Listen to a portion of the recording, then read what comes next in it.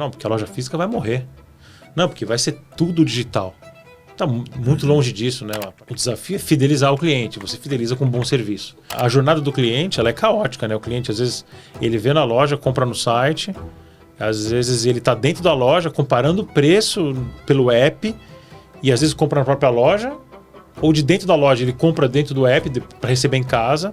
Então, não tem uma jornada linear. Eu acredito na coexistência e na complementariedade dos canais e o cliente vai escolher o que é melhor para ele. Porque muitas vezes o diferencial não vai ser só preço, vai ser todo o contexto de relacionamento que a gente tem com ele.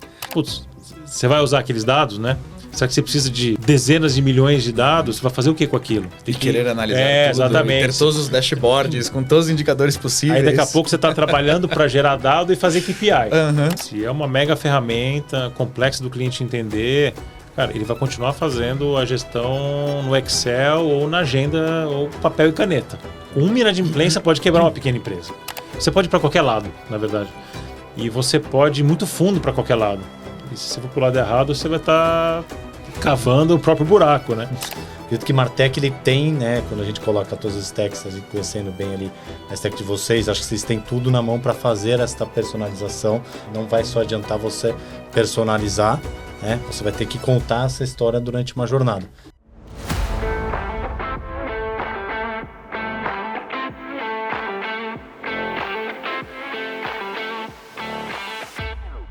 Fala galera, bem-vindo a mais um episódio do Martech Leaders. Eu sou o Bruno Simões e estou aqui com meu parceiro, Bruno Stefano. Fala pessoal, obrigado pela audiência. E hoje a gente traz aqui o Cris Ataide, que é diretor de negócios digitais na Serasa, tem uma vasta experiência no mundo do varejo, marketplace e agora num desafio grande ali de desbravar o mundo do B2B. Então vou começar pedindo para você se apresentar brevemente também, passando um pouquinho da tua carreira e aí a gente vai conectando você ao mundo de Martech. Obrigado mais uma vez. Bem-vindo. Boa, legal. Eu que agradeço a oportunidade de estar conversando aqui com vocês. Agradeço o Simões, agradeço o Stefano. Muito bem, vamos lá. Eu sou o Cristiano, eu trabalho com negócios digitais há mais de 20 anos. Como você comentou, hoje eu sou diretor da Serasa em Digital Commerce. Já passei por e-commerce, já passei por marketplace, diversas empresas. Já tive muito presente no varejo. Já desenvolvi marketplaces do zero. Já peguei outros marketplaces para escalar. Então, é um prazer estar aqui com vocês, podendo dividir um pouco da minha experiência, tanto em Martech quanto em negócios digitais. Espero que seja uma hora bem bacana aqui para os nossos espectadores e para a gente também. Obrigado. Boa. Então, começar puxando aí um pouquinho da história do varejo, né? Você acompanhou essa transformação do varejo, pegando, né, a época pré-e-commerce, passando por e-commerce, virando marketplace, passando em omnicanalidade, né? E depois, hoje em dia, a gente está vendo nessa guerra ferrenha ali pelo fulfillment e tudo mais. Quais foram os principais desafios que você viu nessa transformação? Em que momento que o marketplace deixou de ser algo novo e virou obrigação para todo mundo? Conta um pouquinho para a gente também onde você viveu essa experiência transformacional aí do marketplace. Legal. Bom, eu peguei o marketplace desde o início, né? Lá em 2013, 2014, quando os principais sites, as principais marcas do varejo digital na época estavam adotando a modalidade de marketplace para escalar os negócios. Naquela época, ninguém sabia muito bem o que estava fazendo, né? O objetivo era colocar seller para dentro, cadastrar produtos, encher o site de sortimento e acompanhar o resultado. Então, foi uma corrida que houve ali em 2011, 2012, começou a acelerar 13, 14, por cadastrar produtos, pegar os sellers e viabilizar aquele crescimento de sortimento para os clientes. E aquilo foi crescendo dentro das bandeiras, né? Então, na época eu estava na Cenova, começou com Extra, depois virou Ponto Frio e Cas Bahia. Lá na B2W começou no Submarino, depois virou para Americanas. E as coisas foram correndo muito rápido. Foi uma jornada de muito aprendizado. Aprendizado em função da escala, então o negócio cresceu demais, né? A participação de marketplace nos negócios digitais crescia muito e, consequentemente, muitos problemas aconteciam também. Problemas de entrega, problemas do cliente comprar um produto e recebia outro, enfim, entrega fora do prazo. E aí a preocupação com a qualidade foi aumentando. Eu, inclusive, nessa jornada, assumi o desafio de qualidade na época, de colocar KPIs, de medir a qualidade do seller, medir a qualidade do sortimento, tanto na conversão do site, ou seja, não adianta colocar um sortimento lá que não tem visita e não converte, como na operação, né? Aquele sortimento que está lá e que o cliente comprou, putz, foi entregue no prazo, o produto era aquele mesmo, né? Qual que é o NPS, a satisfação do cliente? Então, foram alguns anos ali de aceleração grande do marketplace que trouxe as dores da escala, mas que hoje a gente vê que é um modelo de negócio super disseminado, né? Não só no e-commerce de produtos, de serviços, qualquer modelo de negócio hoje baseado em plataforma, ecossistema, tem o conceito do marketplace por trás. Então, enfim, foi muito bacana.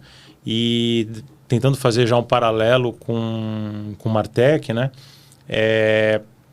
A partir do momento que você começa a operar com o marketplace, gera uma massa de dados enorme, você começa a ter muito insumo para analisar a experiência do usuário, a fazer campanhas melhores. Então, uma das coisas que o marketplace trouxe para todo o mercado, além da audiência, além do crescimento da audiência, o crescimento do sortimento de produtos, trouxe uma massa de dados para analisar o comportamento do cliente, né, analisar os pedidos dos clientes e começar a desenvolver negócios a partir dali. Seja novas linhas de produtos, seja novas formas de se relacionar com o cliente.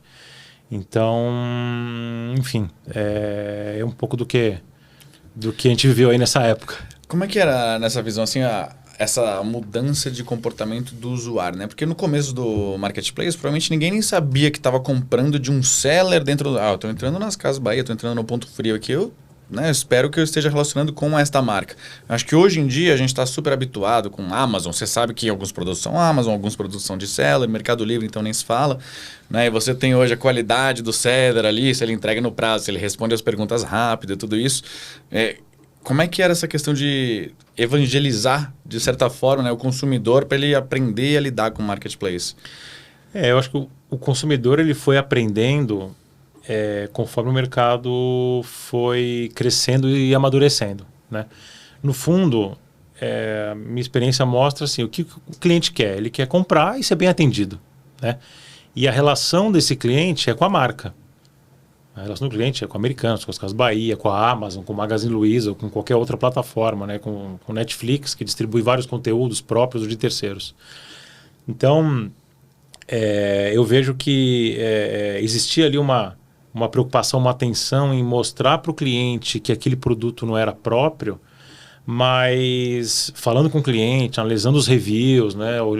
Ouvindo a voz do cliente, até interagindo com alguns, o que você vê é que a marca passa credibilidade, então essa credibilidade precisa ser transferida para o consumidor, né? E ela foi transferida, ela é transferida hoje, né? O cliente que compra na Amazon, ele confia na Amazon. Uhum. Óbvio, ele pode escolher o seller melhor ou pior, mas ele sabe que se ele tiver um problema, a Amazon vai resolver o problema dele, né? Então, esse nome, Marketplace, ele foi ficando mais maduro, né? O modelo de negócio foi se amadurecendo e aí o consumidor no Brasil aprendeu, assim como lá fora também. Mas não existia uma preocupação genuína em mostrar que não era da marca. Porque, no fundo, a marca está no front, né? Uhum. A reputação da marca é que está ali. E a relação do cliente é com a marca. Independente se tem um seller ou não atrás. A marca precisa ser diligente o suficiente e trabalhar com qualidade para garantir que um produto que possa ter problema, ou um vendedor que possa ter problema, não seja privilegiado ou não esteja nas primeiras posições na hora que o cliente vai comprar. Então, foi mais um dos desafios aí nesse momento de rampagem do marketplace que no fundo, o cliente aprendeu junto com quem estava operando no dia a dia também. E você estava no momento que você viveu, né, a aceleração com a pandemia, né? Onde você estava nessa época aí? O que você viu essa rampagem forçada aí? Acho que assim, recuperando no tempo...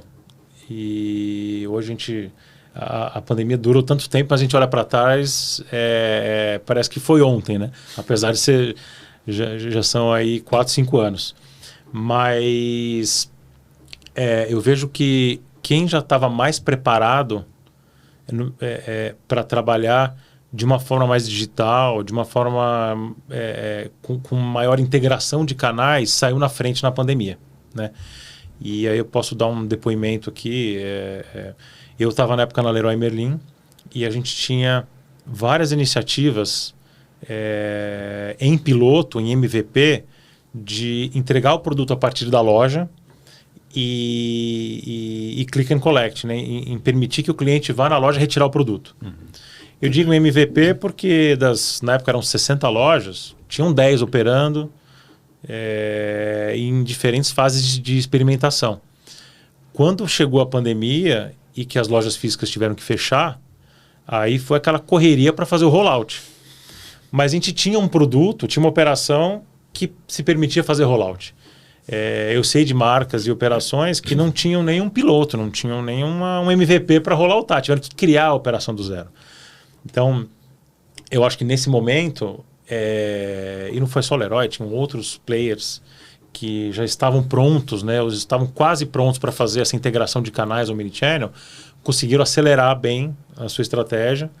E foi uma época, enfim, foi uma época super corrida. Eu acho que eu contei para vocês quando a gente conversou, né, da outra vez que era abrir e fechava a loja a todo momento. A gente tinha que dar manutenção no site 24/7, avisando a loja fechou, a loja abriu, você pode comprar aqui, pode retirar ali e tal. Teve um belo dia que um colega meu me ligou e falou, fechou uma loja do Rio Grande do Sul, precisa subir um banner no site e tal. Eu liguei para uma funcionária minha e falei, você está disponível? Cris, hoje é domingo. Então, assim, o ritmo foi tão frenético que quem estava nessa época, né, nesse mercado digital, não tinha sábado e domingo, né? Então, aí foi um exemplo de cair a ficha. Pô, hoje é domingo, né? Tô incomodando o funcionário no domingo para fazer uma manutenção do site. Mas meu site minha loja está aberta 24/7. Mas a loja está aberta 24/7 e o site é a forma que você consegue passar recado para os clientes, né? Expor, né, a situação das lojas e tal. Então, foi um ritmo bem acelerado que trouxe muita experiência e muito aprendizado, né? Então, a gente fala muito de integração de canais, a gente fala bastante de aceleração do digital, que cresceu muito em termos de participação de resultado, mas a gente não pode esquecer o outro lado, que é o lado do colaborador, né? Então, um varejo que tem loja física e que tinha loja aberta nesse momento, tinha que ter todo o cuidado com o colaborador que está lá na loja, atendendo o cliente, e no meio de uma pandemia. O cara tem que sair de casa, largar a família, botar uma roupa, botar uma máscara e ir trabalhar, né? Fora de casa, não dentro de casa. E num negócio o negócio da Leroy Merlin de casa e construção, em muitos estados brasileiros, foi entendido que era um negócio essencial. Então, é como farmácia, como hospital, tinha que estar aberto. Então, é interessante, né? Tinha as preocupações com o business, preocupações com o resultado financeiro, né? Não deixar o negócio degringolar, e preocupação também obviamente, com o colaborador que tinha que ir trabalhar e não podia ficar doente, porque se ele fica doente, você não vai ter gente para servir. Chance ainda de ele infectar outros da mesma loja ali, daí você tem um grande problema. Foi um momento, inclusive, que pessoas da área corporativa, né, do escritório, foram para a linha de frente, né? Eu mesmo fui para a linha de frente, porque a gente começou a estruturar esteira logística dentro das lojas, para entregar o produto para o público final e para poder receber os clientes em lojas que não estavam preparadas, e aí foi todo mundo para a linha de frente. Enfim, foi bem interessante, bem desafiador esse momento. Acho que de uma forma geral para o nosso mercado de tecnologia, né? Enfim, de uma certa forma até meio chato falar isso, mas foi uma bênção, né? A pandemia, porque realmente despontou muito, fortaleceu demais. Queria saber se você tem alguma visão assim de justamente como é que foi um comportamento, né? Porque, enfim, a gente tinha um determinado comportamento, né? Você tinha um share lá de vendas online, um share de vendas offline. Chegou a pandemia, o seu share online deve ter crescido, né, absurdamente. Até dar uma estabilizada, enfim, a pandemia dá uma desacelerada ali lá para 2023, 2024. Como é que você vê isso, né? O quanto que ficou consolidado esse comportamento dessa migração, né, para o digital, essa omnicanalidade, o quanto que é um requisito hoje, que é algo que o consumidor espera por padrão. Como é que você está vendo Sim. isso? Olha, o que a gente vê aí nos números do mercado todo é que o confinamento, vamos dizer assim, né, ele trouxe muitos clientes para experimentação no digital, né? Então, muitos clientes que nunca tinham feito compras online fizeram naquele momento. Porque foram obrigados, né? Não porque não tinha uma opção, na verdade. Não tinha opção, né? Para comprar coisas, para poder abastecer a casa. E aí alguns segmentos aceleraram muito e não tinham muita participação. Por exemplo, enfim, alimentos e bebidas, por exemplo, né? Que era um negócio que normalmente a participação de itens de mercado até a pandemia online era abaixo de 1%. Hoje, certamente, é muito maior. E você pega 1% do mercado monstruoso, né, que é A e B, putz, é muito dinheiro. Então, o share de mercado por segmento, que era muito forte em eletrodomésticos, celulares, informática, começaram a equilibrar melhor com outros segmentos, porque o cliente foi obrigado a entrar no mercado digital de forma obrigatória. E isso, de alguma forma, se consolidou, né? Acho que o share cresceu bastante, se consolidou. Agora, fica quem consegue prover para o cliente uma boa experiência, né? Porque o cliente fez a primeira compra dele de fralda pela internet, ou de, sei lá, água pela internet, ou que seja de material de construção. Mas se ele não tiver uma boa experiência, ele vai procurar uma outra marca que ofereça aquele mesmo produto, né? Então, a onda inicial foi muito positiva para todo mundo, porque o cliente teve que achar alguma marca para se relacionar e comprar. E o que eu vejo é que o desafio é fidelizar o cliente. Você fideliza com um bom serviço. Então, essa é um pouco da minha visão. E em termos de participação, por exemplo, o mercado de materiais de construção foi um dos mercados que cresceu muito o share de vendas online, né? Então, não lembro os números agora, já faz algum tempo, mas é algo na casa assim, triplicou, quadruplicou em um ano. Assim como itens de higiene, beleza. Saúde e beleza já era grande e ficou maior. Mas higiene, entre outros, que cresceram muito. Então, nesse caso, permitiu mesmo que as plataformas tecnológicas, né, e as marcas de consumo crescessem muito. E hoje a gente vê uma participação relevante, né, nas vendas totais. Mas aquilo que se falava antes também não aconteceu, né? Quem estava nesse mercado na época, aí no varejo, falava, não, porque a loja física vai morrer. Não, porque vai ser tudo digital. Está muito longe disso, né? A participação vai crescendo. 10%, 15% lá fora, em mercados mais maduros. Se não me engano, o próprio Reino Unido, Coreia do Sul e países assim, está na casa de 25%, 30%, 35% de todas as vendas vendo digital. Então, assim, o mercado mais maduro está na casa de 1/3, né? O Brasil ainda tá um pouco atrás. Então, eu acredito na coexistência e na complementariedade dos canais, e o cliente vai escolher o que é melhor para ele. Acho que você tem uma visão muito clara, né? Da visão no cliente. Mas certamente navegando por mundo, né, do digital, que sempre foi, né, né, um bicho novo, estranho, às vezes, dentro das corporações, e no varejo aconteceu isso, né? Poxa, do dia para a noite você entrou com um competidor digital contra a loja.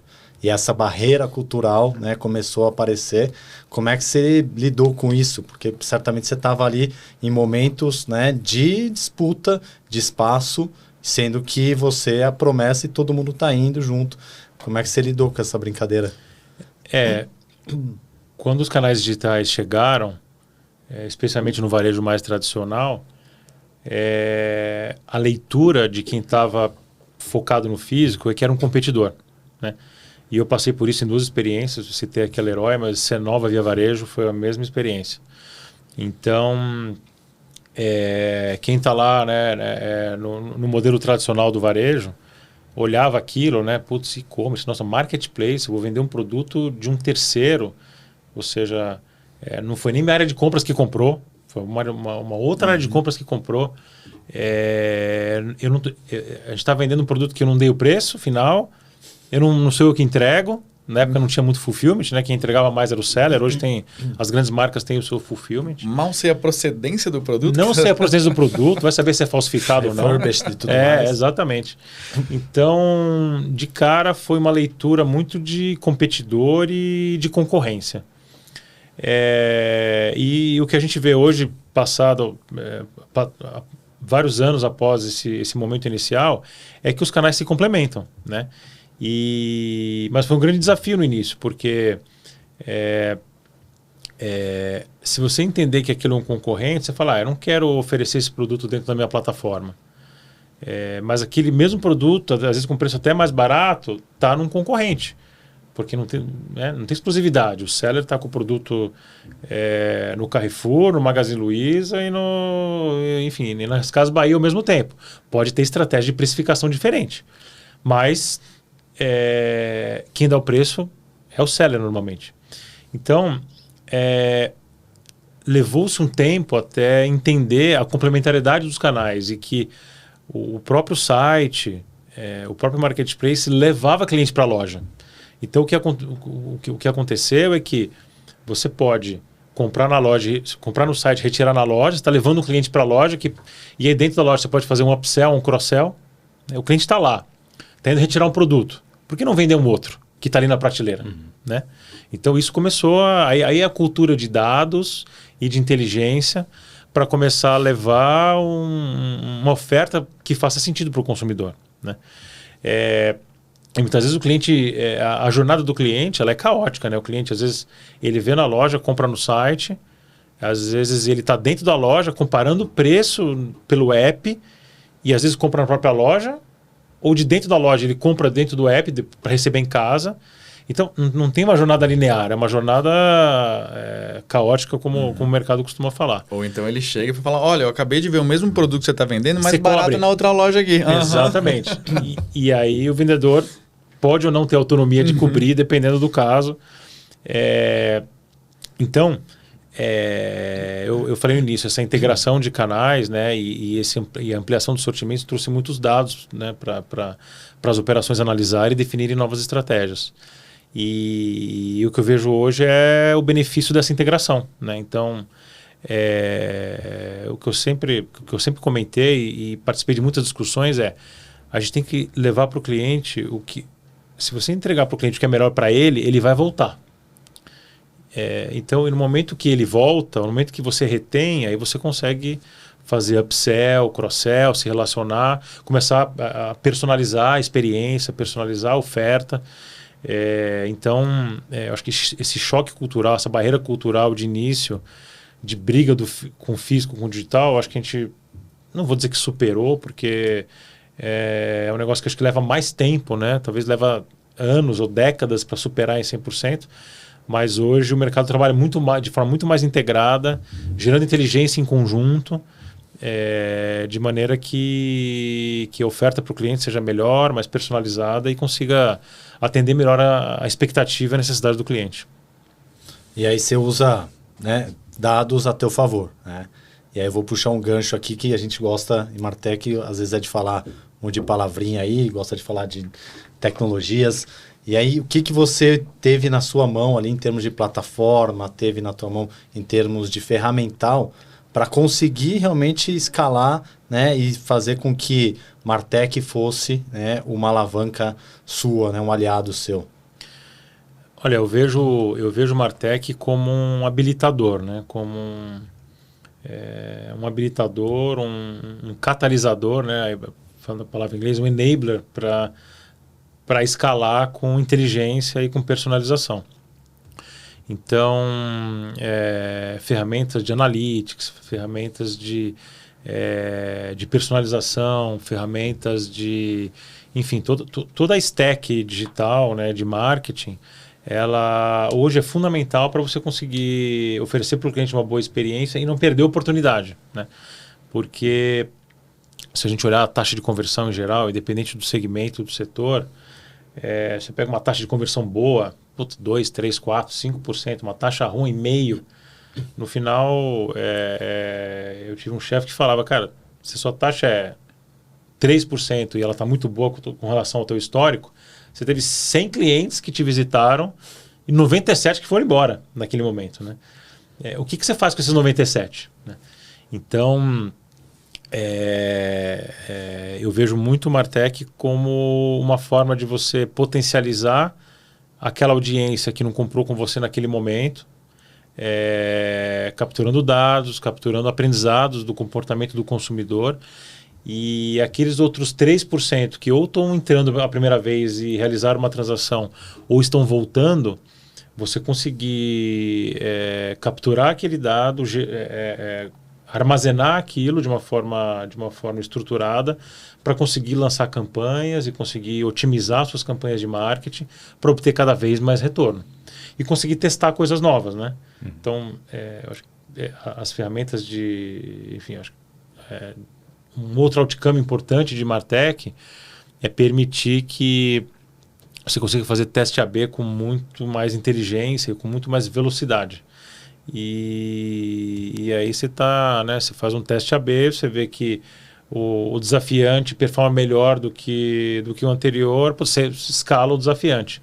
Esse desafiante depois vai ser desafiado por um outro teste lá na frente, depois de um tempo. Então, tem um desafio aí, né, de usar o melhor das ferramentas. Então, a gente conversa hoje aí com os meus times, né, com as equipes, que muitas vezes você está com uma ferramenta que, é um carro de corrida. Mas o carro de corrida você precisa andar rápido com esse carro. Se você tem um carro de corrida e para andar 60 por hora, tem que acelerar. Então, a questão é conseguir usar a máquina, né? O potencial da sua máquina. E aí, precisa ter um time preparado, precisa ter processos. E esse, geralmente, é aí que é o desafio, né? Você ter time preparado, ter processo. Mas é uma jornada de aprendizado. É importante colocar isso em place, testando, aprendendo, melhorando, e para poder gerar um melhor retorno. A gente gosta muito de dizer que o Martech é um impulsionador aqui focando no LTV, né? A gente quer pensar no resultado de longo prazo, por mais que a gente ainda fale muito de CAC, de ROI, né? Talvez métricas um pouquinho mais imediatistas ali. No fundo, o que a gente quer é conseguir fornecer uma experiência, porque é assim que a gente fideliza o cliente. Então, desde como ele tem contato com a loja, qual é o tipo de comunicação que a gente vende, que a gente engaja com ele. Então, todas essas frentes aqui são muito importantes para a gente conseguir, né, fazer com que ele tenha um carinho, porque muitas vezes o diferencial não vai ser só preço, vai ser todo o contexto de relacionamento que a gente tem com ele. E você comentou agora bastante sobre essa questão de teste AB, que é justamente uma das ferramentas que acho que são mais rápidas, né, da gente conseguir entender o que é uma melhor experiência para os clientes. Como é que você hoje utiliza isso? Como é que a gente faz isso? Porque a gente pode pensar em web, é fácil, né? Você coloca a versão do A, a versão B, mas em que outras frentes a gente poderia pensar em fazer um teste para ver que tipo de performance a gente tem dentro de determinado cenário? Olha, o que mais a gente deveria estar testando, talvez, do que só a home do app, sim, sabe? Sim. Testar produto, né? Então, testar produto, testar oferta, preço, e mesmo proposta de valor. Então, enfim, a gente lá na Serasa tem um sortimento de produtos para o ciclo de crédito do cliente e para o ciclo de cobrança também. E o que a gente faz muitas vezes é testar um produto, um preço e uma oferta específica para aquele contexto de cliente. Então, quando você trabalha com B2B, e a gente lá na Serasa trabalha com B2B, pequenos negócios, muitas vezes o cliente tem uma dor diferente, né? Cada cliente tem uma dor diferente porque eles vêm de segmentos diferentes. Às vezes a sua entrega vai ser muito parecida, mas o caso de uso é diferente. Então, às vezes a gente testa o caso de uso do cliente, ou seja, sei lá, um determinado negócio está com um desafio de parcelamento de venda. Então, ele tem que analisar o risco do negócio para ver se ele pode fechar aquele negócio e conceder prazo para o cliente, ou conceder um parcelamento. Então, a gente faz teste AB muito de conteúdo também, né? Eu acho que passa por isso, tá? Passa por pensar nos principais, conteúdo, canal, né?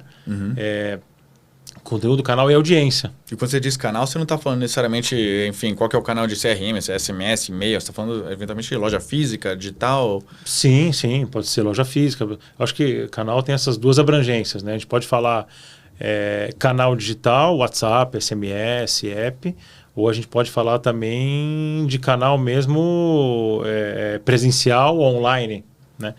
Então, é lógico que pensando em metrificar tudo isso, né, em armazenar, em absorver os dados e depois combinar, quando você está no canal digital, você consegue traquear exatamente, né, o que o cliente está fazendo. O que gera uma massa enorme de dados que, por outro lado, também gera um custo de você armazenar. Então, aí são as dores, né, da escala digital que às vezes a gente se depara aí discutindo o custo de armazenamento de todos aqueles dados e, putz, você vai usar aqueles dados, né? Será que você precisa de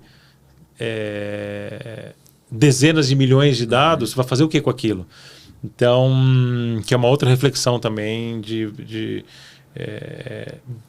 você não sair com aquela sede só de armazenar, putz, né?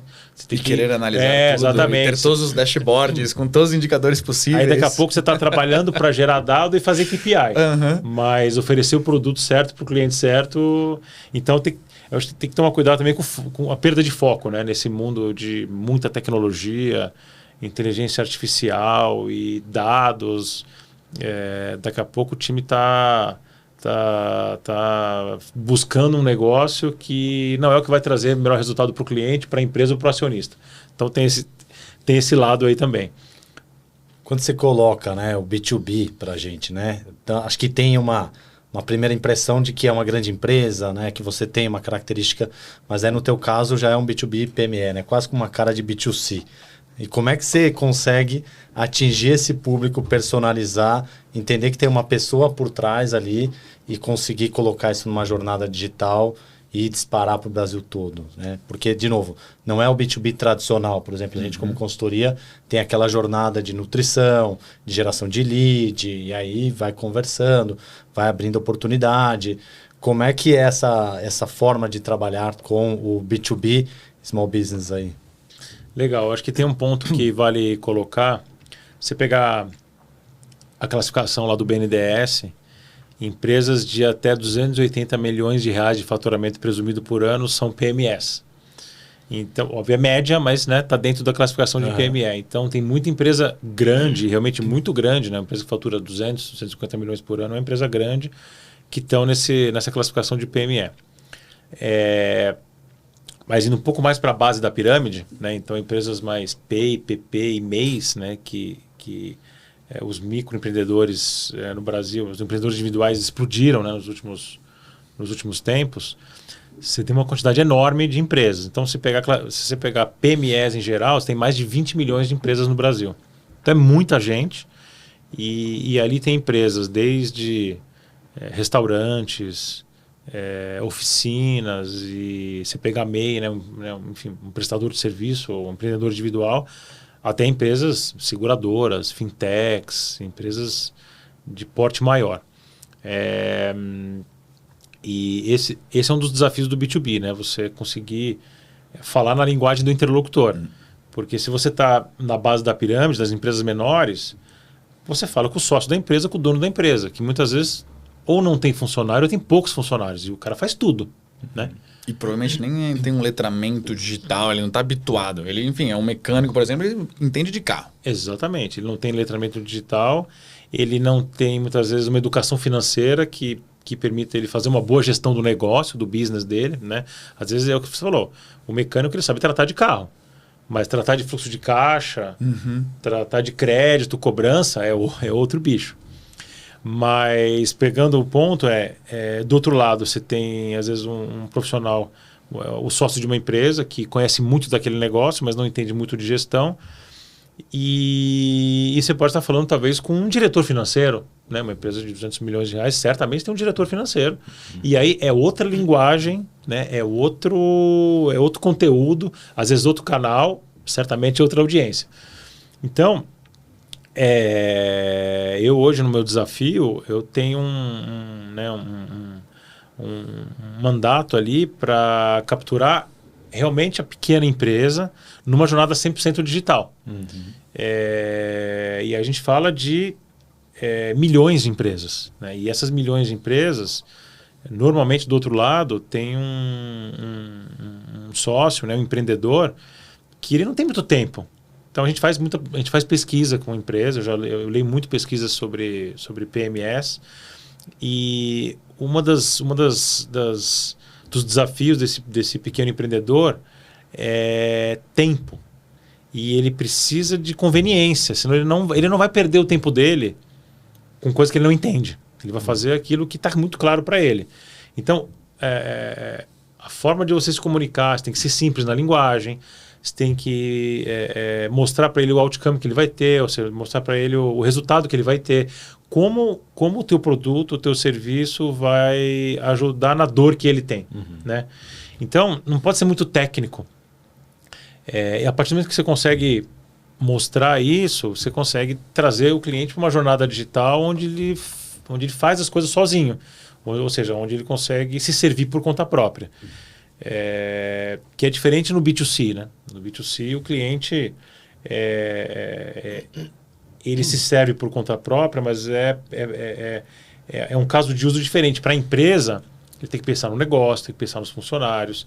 Muitas vezes, se ele errar na empresa, ele pode quebrar. Né? Você pega um pequeno empreendedor, se ele concede um prazo para um cliente, se é um ticket médio mais alto e o cliente não paga, o cara pode quebrar. Com uma venda, com uma inadimplência, pode quebrar uma pequena empresa.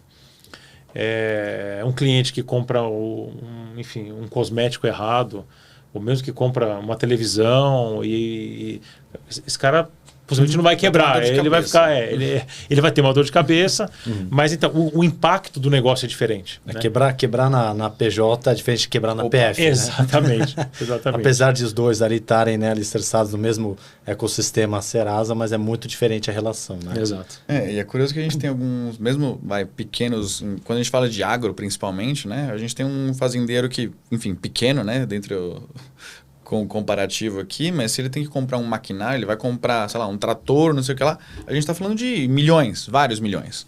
Né? Que para ele está até talvez um pouco mais habituado em lidar nessas cifras, mas é um risco gigantesco, né? Também se ele compra, enfim, um fornecedor, ele tem um fornecedor ruim, ou ele faz uma venda a prazo ali, cara, toma um golpe ali, não recebe de volta. O pequeno, né? O pequeno empreendedor mesmo, ele tem pouca margem de erro, né? Então, uma compra errada, uma venda errada pode colocar o negócio dele sob cheque. Então, são vários desafios de comercializar produto e serviço para esse pequeno. E se a gente olhar, você falou agora de CAC, né? Se o ticket médio é baixo, não justifica eu colocar um consultor de vendas, um executivo de vendas, para vender um ticket baixo. Esse cara pode fazer um monte de venda por dia, ele pode escalar super a sua produtividade, mas ele não vai trazer resultado para a empresa, porque ticket médio às vezes muito baixo. Então, justifica você alocar um consultor de vendas, um executivo de vendas para tickets mais altos. E quando a gente vai para a base da pirâmide, eu falei agora de 20 milhões de empresas, incluindo as MEIs, tem que ser através de jornada digital, senão você não tem operação que fique de pé. Né? E acho que daí é um Martech onde ele entra, justamente, né? Como é que você consegue fornecer uma experiência para essa pessoa que muitas vezes não sabe nem, enfim, os produtos do Serasa podem ser, em alguns casos, até razoavelmente complexos. Tem uma variedade muito grande, né, do que você consegue escolher. Como é que você ensina uma pessoa que não sabe, enfim, cuidar do seu próprio fluxo de caixa, a qual que é o produto específico, né? Que tipo de controles ele precisa ter dentro da empresa dele, para que ela justamente tenha uma sobrevivência ali da empresa, né? Passe o período de 2 anos de mortalidade e siga para frente. Nesse mercado de PMEs, o nosso propósito é aumentar a taxa de sucesso, né? Aumentar o indicador de sucesso das pequenas e médias empresas no Brasil. Esse é o propósito que a gente tem lá. E você tocou num ponto importante, que é a educação financeira. Né? Então, a gente tem lá investimentos e esforço, um esforço muito grande da companhia como um todo em levar a educação financeira para os clientes, levar melhores práticas que, né, para uma pessoa que entende muito bem de finanças, pode ser o básico, né?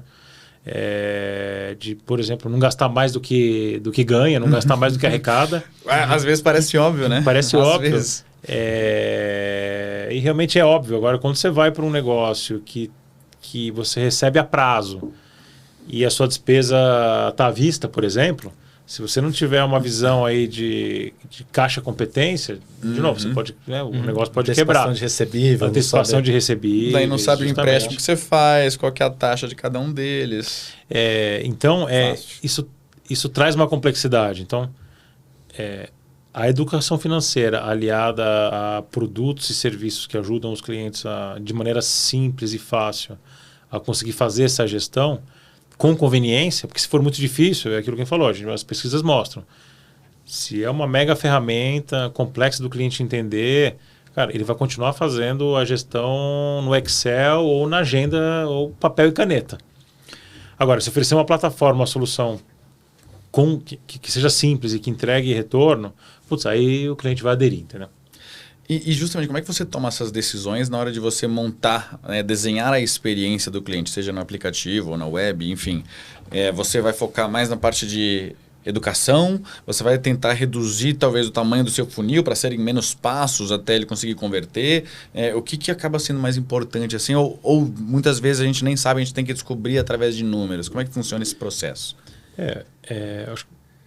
A descoberta ela é fundamental, né? A gente gosta muito de usar aquele flywheel, né? Da experimentação, adoção, a transação, ou a compra de fato, e depois a fidelização, né? O cliente depois se fideliza, depois ele volta a tomar decisão dentro da tua jornada. A gente procura usar bastante o conceito da nutrição, ou seja, nutrir, e aí entra a educação financeira, né? Como é que você nutre o cliente nutre os empreendedores, no caso, né? De informações que são relevantes para o negócio dele.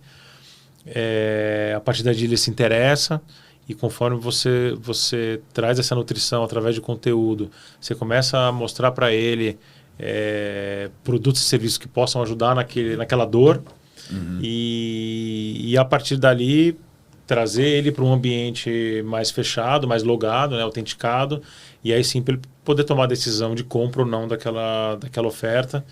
E de novo, usando os conceitos aí de Martech para poder personalizar, né? De certa forma, você acaba gerando valor para ele antes dele até então ser seu cliente. Na verdade, é isso gerar que a gente valor busca para conquistar. Exatamente, é isso que a gente busca. Gerar valor para ele, para que ele possa voltar a consumir um conteúdo de novo. A gente está falando aqui de gestão financeira, por exemplo, né? Então, a gente liberou um conteúdo de gestão financeira, o cliente gostou. Sei lá, depois de um tempo ele precisa voltar naquele conteúdo, a gente lança uma nova edição, ele volta. Dali você consegue mostrar para ele que tem uma solução de gestão financeira também para ele aderir. E aí as ferramentas de marketing e comerciais, dá um free trial para o cara, né? Experimenta, se cadastra, experimenta né? Olha o dashboard, se cadastra aqui, veja o potencial que pode trazer, e aí a partir dali o cliente gosta, a gente espera que o cliente goste, a partir dali você começa a monetizar, obviamente conectado com o valor agregado que o produto entrega para ele. Então, é bem por aí, ou seja, uma jornada que desde do topo do funil a gente precisa gerar valor através de conteúdo para depois o cliente se engajar, porque não é commodity, né? Então, até conectando com o começo da nossa conversa, que a gente está falando muito de e-commerce, enfim, independente se você está falando de geladeira, de computador, de celular, ou até material de construção, está falando de, sei lá, de móveis ou qualquer outra coisa, está muito mais próximo da commodity, né? Então, é a especificação e o preço. E aí o cliente toma a decisão. Quando você vende serviço e ainda para o B2B, a lógica é bem diferente. Então, traz esses elementos aí enfim, de nutrição e adoção até o cliente ficar confortável em comprar alguma coisa para ele poder, assim, de forma que gere valor para ele na empresa dele. No fim você tem, né, a mecânica do problema, a solução. Porém, você tem uma variável, né, de múltiplos, né, quinais, né, para você fazer a comunicação. Ou seja, acredito que Martech ele tem, né, quando a gente coloca todos os stacks, conhecendo bem ali a stack de vocês, acho que vocês têm tudo na mão para fazer essa personalização neste nível, né? E ali, obviamente, você precisa, né, não vai só adiantar você personalizar, né, você vai ter que contar essa história durante uma jornada.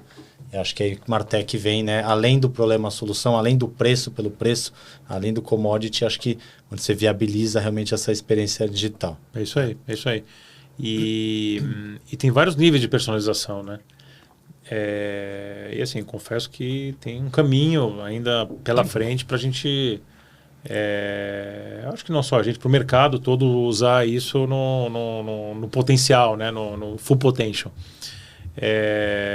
Personalizar por um indicador de relacionamento, ou seja, putz, eu tenho os clientes, os best customers, tenho os low, né, os best customers, os medium customers, os clientes que fazem compras pontuais, né, aquele cliente que putz, não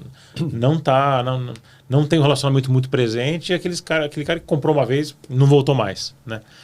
Então, essa é uma forma de você personalizar, né? Ou seja, eu vou me relacionar e vou oferecer para o cliente conforme oferecer para ele um produto, um serviço conforme o relacionamento que ele tem comigo. A outra conforme a dor do cliente ou conforme o que ele está demonstrando. Ou seja, aquele cliente está demonstrando que ele precisa de mais ferramentas para análise de crédito. Mas ele não está me falando isso. A gente olha isso dentro do consumo dele. Ou aquele cliente está precisando de novas soluções ou mais soluções de cobrança. Ali também ele não fala isso, mas a gente está olhando isso através dos dados. Então, aí está o desafio de focar a captura dos dados e armazenamento naquilo que é mais relevante para aquela experiência. E tem também a personalização conforme o segmento, né? Se for dos quinais, você pegar os grupos de quinais lá, você tem o nível 1, que é super agrupado, né? Serviços, comércio e tal. Você desce lá embaixo e tem uma quebra enorme, que se você for personalizar isso, você vai gerar zilhões de camadas de personalização que vai ficar inviável, né? A ferramenta vai ficar inviável. Hoje em dia é onde a gente está batendo aqui, né? A água está batendo no teto, né? Porque a gente fala, legal, eu consigo ter hoje em dia capacidade para capturar toda a informação, né?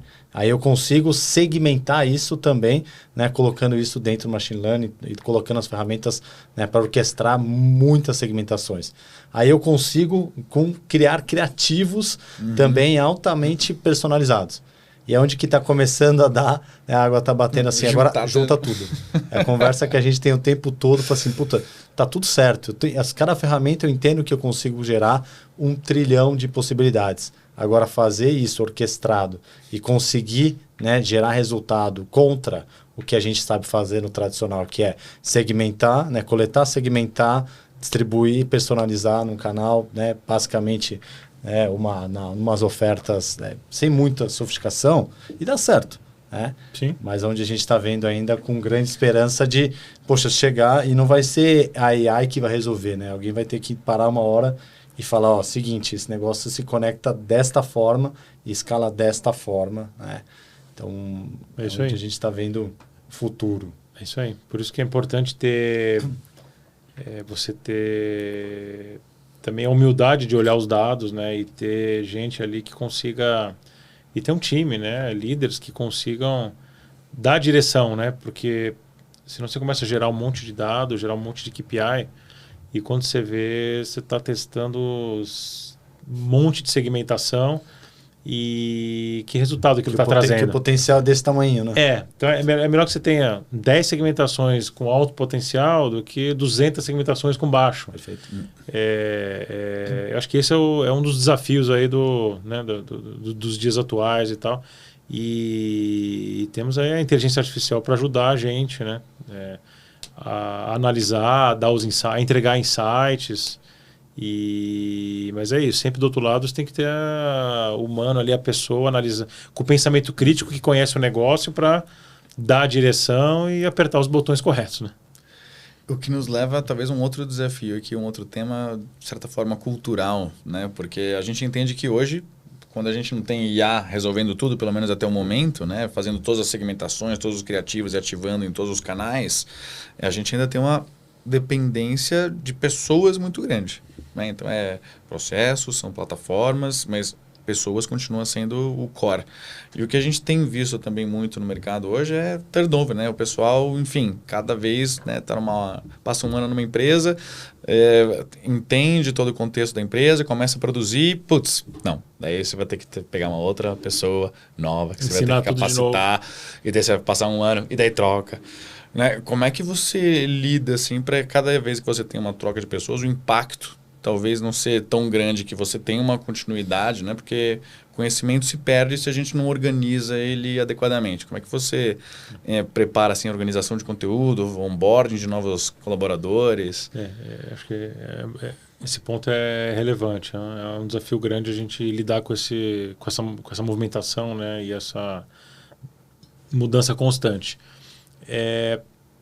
Uma das coisas aí, acho que bem focado no nosso tema aqui de Martech, é a gente reciclar os treinamentos. Então, a gente tem, sei lá, cada 6 meses, pelo menos, a gente faz um novo treinamento. Então, o próprio time de Martech treina, né, todo o nosso stack, com analytics, mostra onde estão os principais relatórios, né, como usar. Porque quem entra também está sedento por dados e fica pedindo, né? E fica pedindo para o time de Martech. E aí o que a gente fala, cara, você entrega o peixe a primeira vez, depois você ensina a pescar. Agora é self-service aqui também. Agora é self-service. Então você vai lá, legal, tô aqui os principais relatórios, que é um negócio específico, eu vou te entregar, agora daqui para frente você consegue gerar. Então, acho que uma forma é reciclagem de conteúdo e treinamento para usar as plataformas que os times precisam usar. Vocês organizam sessões mesmo de treinamento? Sessões. Coloca o pessoal numa sala física, online? Sim. Física mesmo? Legal. Treinamento é híbrido, né? Tem gente que está presencial, tem gente que tá online.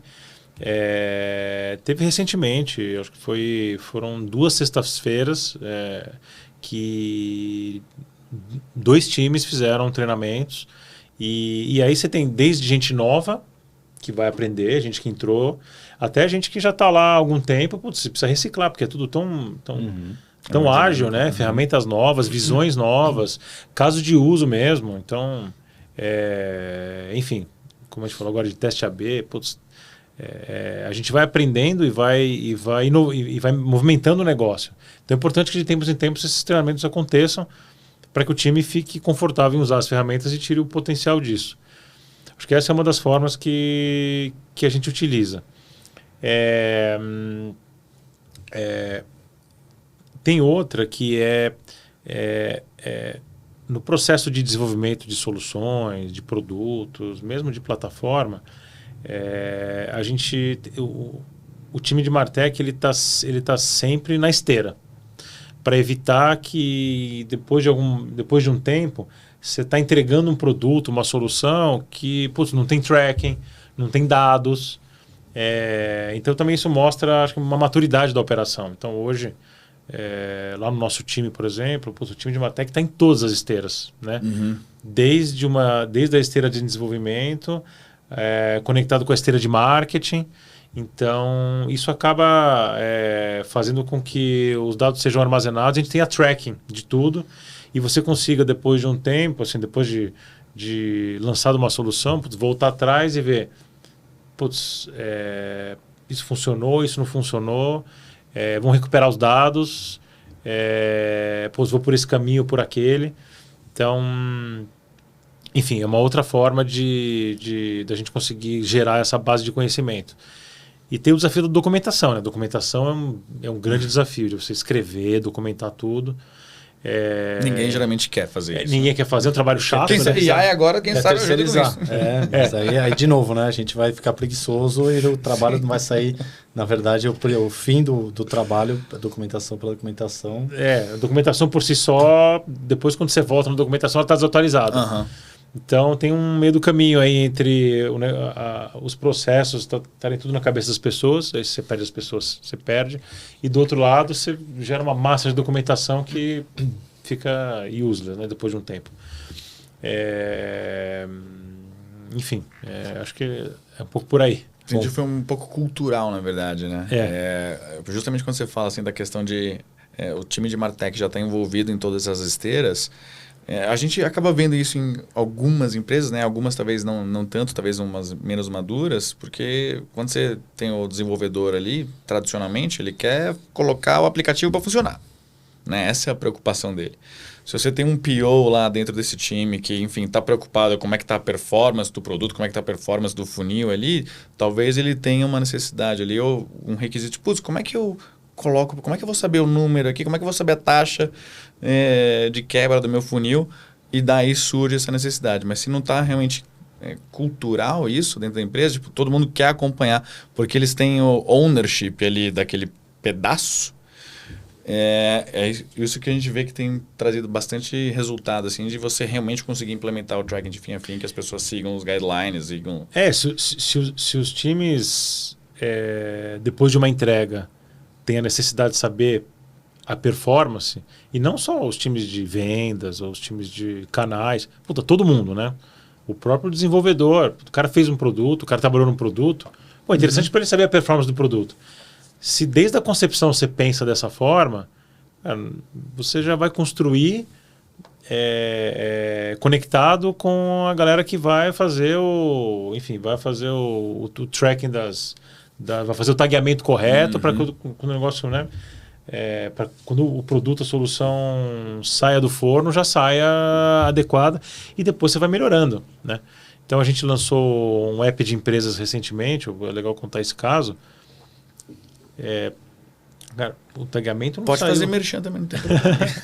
O tagamento não saiu 100% de cara. Putz, a gente fez o básico ali para o negócio nascer. Depois, nasceu, aí vai fazendo, vai melhorando. Agora a gente, depois de quase 3 meses, a gente está numa camada mais profunda de personalização.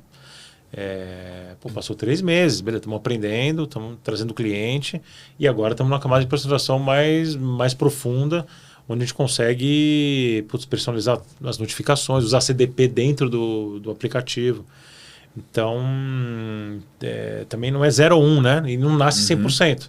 Ele nasce num nível de profundidade, vamos dizer, sofisticação, e depois você vai evoluindo. É uma jornada, né? Exato. Bom, Cris, a gente tem uma tradição aqui de pedir para os convidados trazerem um objeto. Pô, já? Já. Conversa tá boa. É rápido. E aí pra gente também já, né, te convidar para falar o que você trouxe e tentar te colocar um pouquinho fora da PJ, né, te colocar na pessoa física. Conta pra gente. Legal, Stefano. Eu trouxe uma garrafinha de água aqui. É uma das garrafas que eu tenho várias, mas que eu uso para me hidratar durante os treinos, né? Então, eu gosto bastante de esporte. Sempre fiz desde moleque. Então, já tive o privilégio de estudar numa escolinha de infância dentro de um clube, aí fiz bastante esporte, joguei basquete, futebol, natação, fiz luta, já fiz um monte de coisa, e eu sempre estou com a garrafinha me hidratando, porque, enfim, não dá para fazer esporte sem hidratação. E aí hoje de manhã eu estava pensando, vou lá no podcast, preciso levar uma coisa que me representa, vou levar a garrafinha de água, porque tá sempre comigo. Quem te tirar no amigo secreto já sabe. Vai ter que ter uma boa. Essa aqui já tá até velhinha, eu falei, nem vou levar uma tão nova para não, né? Fica a dica para quem precisar dar um É importante ter hidratação sempre por perto, e isso conecta com o esporte que eu gosto de fazer bastante. Competições e tal, eu faço muita conexão do esporte com o mundo corporativo, né? Que você precisa ter foco, determinação, resiliência e tal, treino. Então, eu gosto desses paralelos, assim, e tem muitos executivos aí que fazem esse paralelo, e eu acho que tem bastante coisa a ver, né? O esporte com o mundo corporativo. Então, trouxe a garrafinha aí para representar esse contexto. Boa. Legal.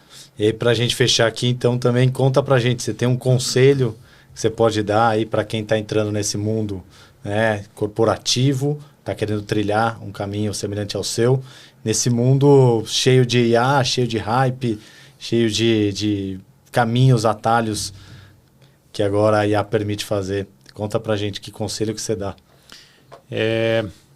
Tava pensando nessa resposta. Eu acho que tem alguns temas. O primeiro é curiosidade, né?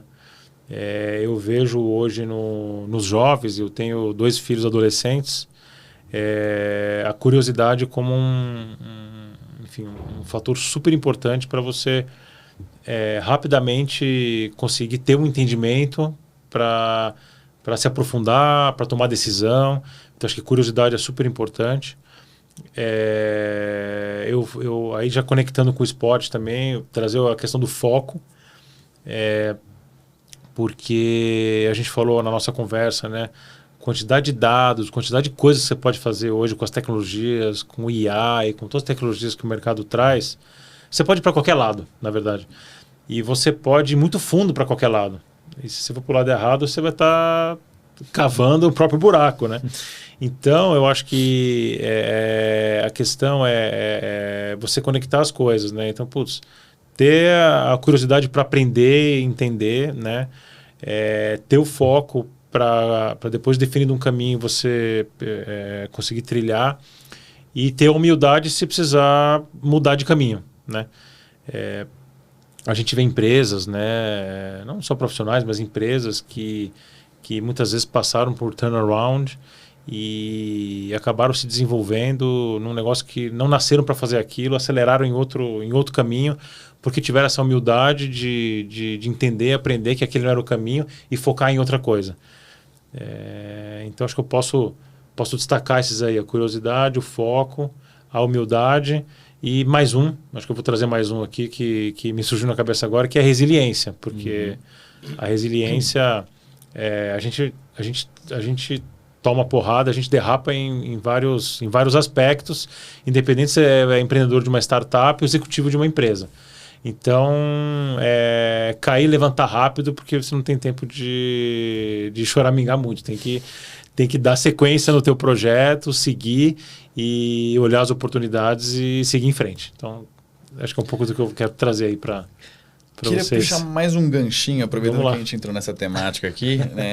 Se você se arrisca a fazer algum tipo de previsão quando os jovens de hoje que estão crescendo com AI e já fazem tudo com AI, né? Quais são os impactos que se você se arriscar a prever no mercado de trabalho, né? Nas empresas, nas corporações, como é que você vê, não necessariamente esse conflito, né? Mas a entrada desses jovens nesse tipo de organização?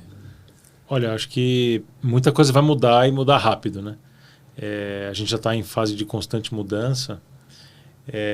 Eu brinco, por exemplo, com os meus filhos, que quando eu falo de e-mail, né? Manda um e-mail para a escola. E-mail para os jovens. Os maias mandavam. É que nem para nós a carta, né? Então, é a mesma coisa, né? Quando a gente que já está mais maduro fala da carta, negócio antigo.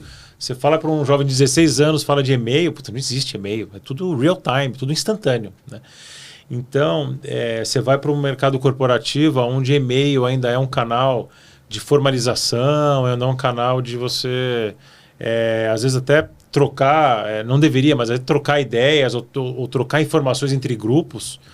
Eu tenho certeza absoluta que quando esses jovens chegarem num patamar de liderança, esse canal de comunicação de e-mail vai morrer. Já está morrendo, mas acho que vai morrer mais rápido. Acho que essa é uma das coisas e acho que a agilidade, né? A tolerância é bem diferente, né? Eu vejo que os jovens têm uma tolerância menor para o erro,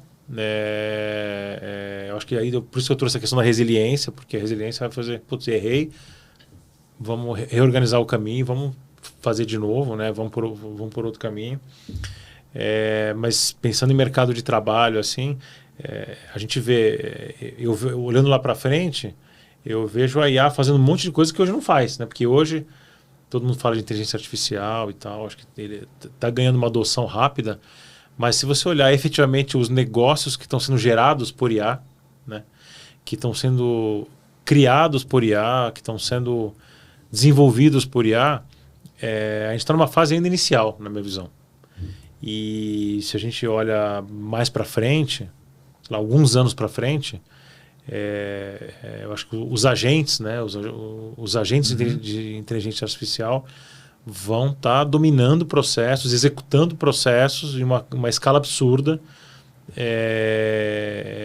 e os humanos vão estar ali complementando, organizando, direcionando, mas eu acho que a captura de todo o potencial de escala vai ser feito através de inteligência artificial e dos agentes. Não vejo mais, né, não consigo ver no futuro os humanos trabalhando em processos operacionais. Eu acho que a tecnologia vai fazer tudo. Ou seja, se você colocar de uma outra forma, talvez quem mais tem que se adaptar para o futuro somos nós. A trabalhar sem e-mail, a trabalhar só com IA. Eu acho que um pouco por aí, viu? Eu acho que um pouco por aí, uma boa autocrítica. Curioso, fica aí a reflexão para todo mundo. Legal, legal. Bom, Cris, te agradecer mais uma vez aí, o papo estava bom, dava para estender um pouquinho mais aqui. Agradecer a tua disponibilidade e também ter aberto esse canal aqui para conversar e contar a tua experiência. Legal. Obrigado mais uma vez. Pô, eu que agradeço a oportunidade aí. Valeu. Até a próxima. E é isso aí, pessoal. Então, espero que tenham gostado. Se gostou, deixa o seu joinha, faz a inscrição e ativa o sininho para não perder o nosso próximo episódio do Martech Leaders. Obrigado e até a próxima.